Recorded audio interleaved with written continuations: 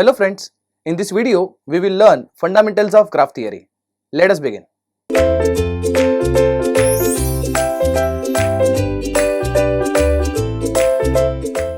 So let's start with graph theory now.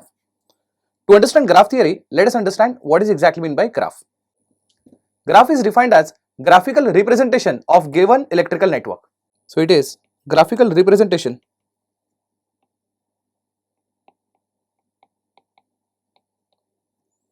of given linear electrical network, or in short I can write electrical network only. And to do so, first of all we will see what are the passive elements present in the circuit. Passive elements like R, L or C. So all passive elements we are going to replace with short circuit, whereas all the active elements like active sources and all other sources will be replaced by their internal impedances. So all sources are basically replaced by internal impedances, or I can say internal resistances. For example, if I am talking about voltage source, what is an internal resistance? Of course it is 0. Therefore we replace voltage source with short circuit to represent 0 ohms. Whereas when it comes to current source, we replace current source with open circuit because the internal resistance of current source is taken as infinity, that is open circuit. So within this we see two types of sources, and compulsory those sources should be independent sources. Like it can be a voltage source or it can be a current source. If it is a voltage source, replace with short circuit, and if it is a current source, then replace it with open circuit. Let's see with an example of electrical circuit how to draw a graph. Assume this as electrical circuit where we have passive elements like R1, L1, C1, R2, L2, and along with them there are active sources like Vs and Is, and both of them are independent sources. So step number 1, first of all mark all the nodes. So I can mark this as one node, you can see this is second node, or we can have this as third node. In fact, this whole line can be considered as only one node. Let me add one more component to this. Let me take this element as R3, and then we will see how to deal with this. So overall there are total 3 nodes. Node number 1, node number 2, node number 3. Am I right? First of all, I am going to replace C1 with short. After that, I am going to replace R3 with also short. Whereas node number 1, node number 2 and node number 3, when I am talking about node number 2 and 3, in between that there is a current source. So current source should be replaced with open circuit. So I am done with this current source. But at the same time, between node 2 and node 3, there are two passive elements, which is series connection of R2 and L2 has to be replaced with short circuit. So I am done with this component. L1 is connected between node number 1 and node number 3, and since it is a passive element, we need to replace it with short. After that, there is element R1 which needs to be shorted. Along with that, there is a voltage source which will also get short circuited. So there will be one more short circuit connection between node 1 and node 3.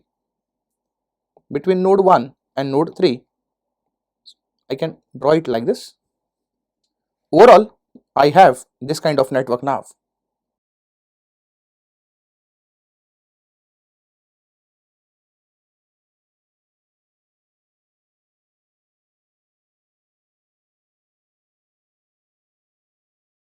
So whatever you see on the board is what we actually called as graph. In fact, it is called as non-directed graph. The reason why it is called as non-directed graph, because there are no branches shown over here. So what if I draw this again?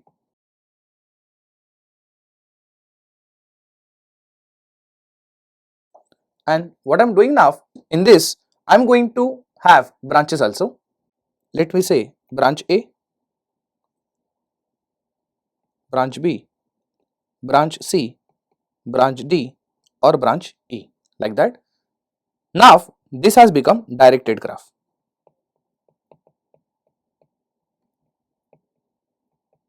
See the difference?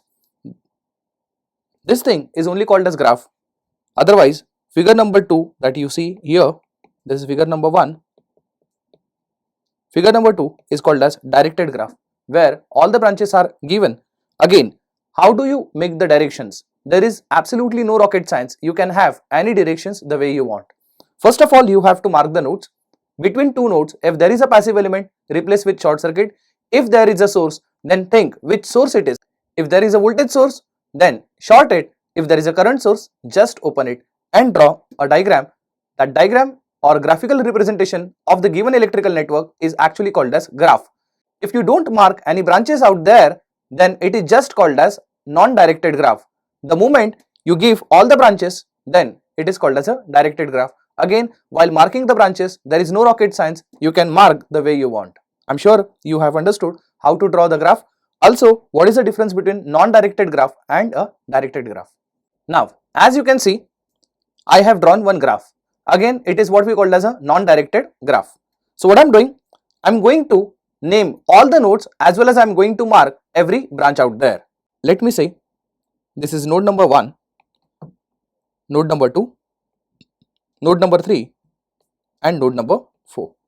Along with that, I'm going to mark these branches. Let's say A, branch B, branch C, branch D, branch F and branch E. So I have marked all the branches now, and now this has become what graph? Of course, it is a directed graph. So first of all, let us understand how many nodes are there. Nodes are denoted by letter N. If you count, there are total 4 nodes. N equal to 4 here. After that, how many branches are there? Branches are indicated by letter B. Branches means if there is a line segment between two nodes, that line segment is called as a branch. For example, now if you count the branches, you will get total 6 branches. As you can see, if you count from A to F, it is 6 in number. Number of branches are equal to 6. Within this, we have to understand the meaning of tree. So what we have over here is directed graph.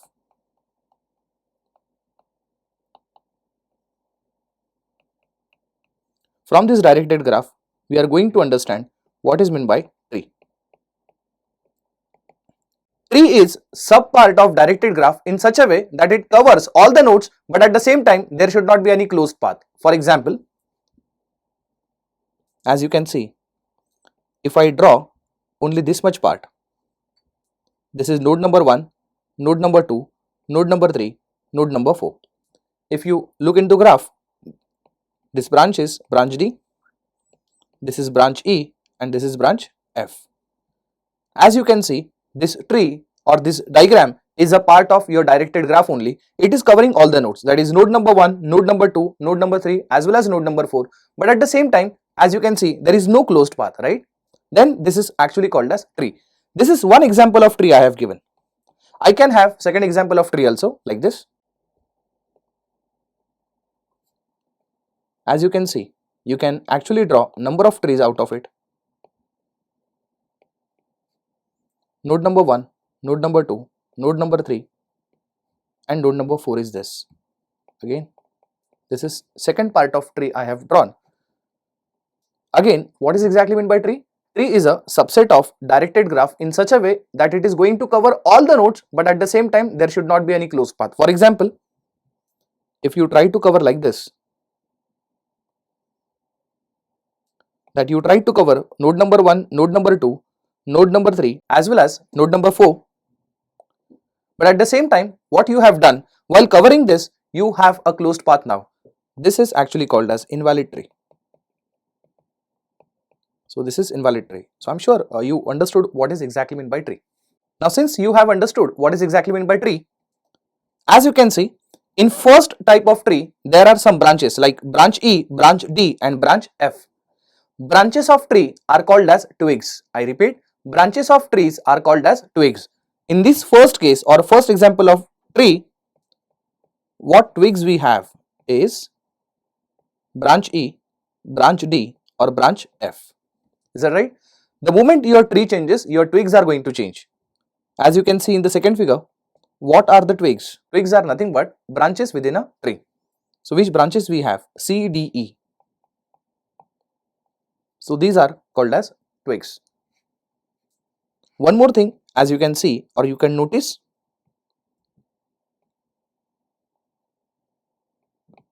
total number of twigs are always n minus 1. What is n? Of course, n is number of nodes. In this case, as you can see, number of nodes are 4. So if you do 4 minus 1, you will always see there are 3 twigs. So irrespective how you are going to draw a tree, number of twigs are bound to be n minus 1 always, where n is number of nodes. So let's summarize what we have done is, first we have seen what is n. N indicates number of nodes. How many nodes we have? 4 in this case, as well as B means number of branches. In this case, we had 6 branches. Third, we have seen twigs, and twigs are always n minus 1. In this case, we had 3 twigs. Now, we are interested to know number of trees possible.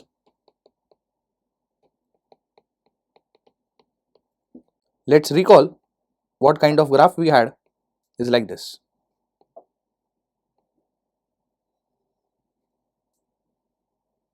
Node number 1, node number 2, node number 3. Then we had branch A, branch B, branch C, branch D, branch E, branch F, like that. So we had this type of directed graph. From this directed graph, we need to draw number of possible trees. For example, as we have seen, this can be a tree where it is covering all the nodes. At the same time, there is no closed path. After that, we can have this type of tree, or we can have this type of tree, or else we can have this type of tree also, where it is covering all the nodes, but at the same time there is no closed path. So number of trees can be drawn. So in GATE, it might happen that they give you particular graph and they might ask you how many trees are possible. Is it really possible for us in the GATE that we exactly draw number of possible trees? It might be possible that you may miss out a single tree, then the answer will be wrong. In this case, I will give you one trick. Understand? Number of trees possible are given by formula n to the power n minus 2. But let me tell you, this formula have got a limitation. This formula is valid only when the given graph is called as complete graph. Now you may wonder what is exactly meant by complete graph. So I'll give you, there is a condition that you need to check whether it is a graph is a complete graph or not. Condition is that number of branches should match with n C2. So let's see. In this case, we had how many nodes? Of course, we had 4 nodes, and if you see 4C2, it comes out to be 6, and surprisingly, we have 6 number of branches only. It means, can I say this condition is satisfied? If the given condition is satisfied, then it is considered as a complete graph. If it is a complete graph, then only the formula that I have given, number of trees possible is equal to n to the power n minus 2, then it is valid, right? In this case, since it is satisfied, now I can say number of trees. In fact, we can say maximum number of trees possible is equal to, what is the value of n? It is 4. So it is 4 to the power 2, which is 16. So there are 16 possible trees possible out of this directed graph. I'm sure you understood this, but let me tell you, if it might happen that for a particular graph, this condition may not be true. In that case, you'll have to draw every possibility and you have to find number of trees. Now within this graph, if I consider this as tree that is E, F and D. Then what we do is node number 1, node number 2, node number 3 and node number 4, all the nodes are covered at the same time, there is no closed path, so of course this is what we call as tree. Whereas branch E, branch F and branch D are called as twigs here, because you know the fact that branches of trees are called as twigs. So what are twigs here? Twigs are D, E, F. Am I right? Secondly, if you actually take complement of tree, see, complement of tree means you know that this tree is a part of this graph only. Am I right? If you have removed tree, then whatever remaining in the graph is called as complement of tree, and complement of tree is called as co-tree. It means, suppose if I have removed this tree, that is first example of this tree, from the given graph, what is remaining? Just let me draw. This remaining part is called as complement of tree, or it is actually called as co-tree. So what we have is co-tree now. So this is the new concept now we are learning. Branch A, branch B and branch C. See, co-tree consists of branch A, branch B and branch C. Let me tell you, branches of co-tree are called as links. In this case, what are the links? Links are A, B and C. So A, B, C are called as links, D, E, F are called as twigs. So please remember, links are branches of co-tree, whereas twigs are branches of trees. Links are denoted by letter L. So let us summarize everything now. N indicates number of nodes, B indicate number of branches,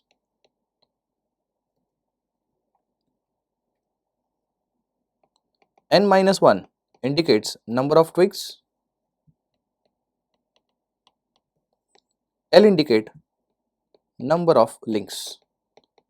Please never forget, twigs means branches of tree and links are branches of co-tree, right? So these notations you shouldn't forget at all. Now we will see relation between links, branches and nodes. This is very important relation. I can say number of branches is always equal to twigs plus links. And from where this has come? Very simple. You know the fact, branches means total number of branches in a given graph. Am I right? Then what we do is, we find a particular tree. In tree, what those branches are called as? Of course, they are called as twigs. And the complement of tree is called as co-tree, and co-tree has links. Am I right? So if you combine twigs and links, you get total number of branches. Twigs are denoted as n minus 1, whereas links are denoted as L. Or I can write L equal to B minus n plus 1. This is the formula to calculate number of links. You may not have to remember the formula. You can remember this relation, in fact, which is branches equal to twigs plus links, and from this you can actually have the formula for links in terms of number of branches and number of nodes.